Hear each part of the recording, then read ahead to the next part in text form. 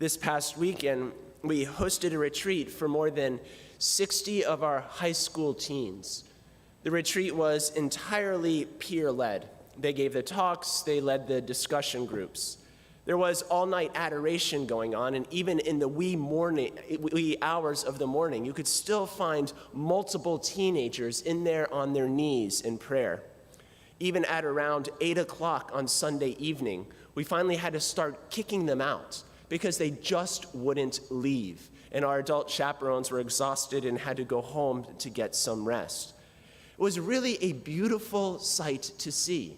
And there is not a single doubt in my mind that transformation really took place in the hearts and the lives of many of those teenagers. But the authentic success of this retreat, and of any retreat really, can't be measured for some time. The readings for their closing Mass on Sunday were the same readings that we all had on Sunday.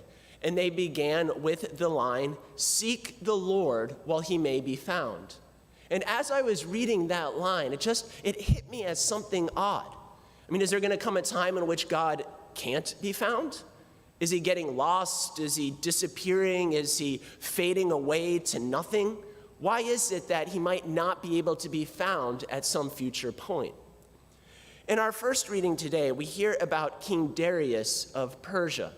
And he issues this edict for the Israelites that had returned to Jerusalem to continue building the temple. The problem with this is that Darius is the successor of King Cyrus, whom thankfully Deacon mentioned in his initial reading of yesterday. King Cyrus issued the same edict 20 years earlier. He was the one who freed the Israelites from exile. He sent them back home. He gave them this edict. He even funded the project. And yet, 20 years later, nothing has happened. No doubt in my mind that when these Jews were leaving exile after about 60 years of captivity, their hearts were on fire.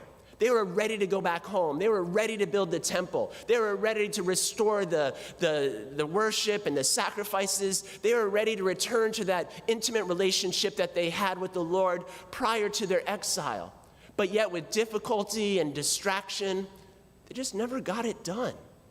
20 years go by and still the temple is not rebuilt. You see, the difficulty with people who go to send like these retreats, and the difficulty that the Jews had is that they really had an encounter with the Lord. There was really a restoration of zeal or fire in their hearts. They made all these resolutions. They had the best of intentions to go back and to put all of this into practice. But yet, the longer it takes for them to put it into practice, the harder it is. And the easier it is not to do it. One day turns into 1 week into 1 month into 1 year into a decade, and it doesn't get done. At first, you might have to make excuses, but after a while, you don't have to make any excuses at all. You're just not doing it.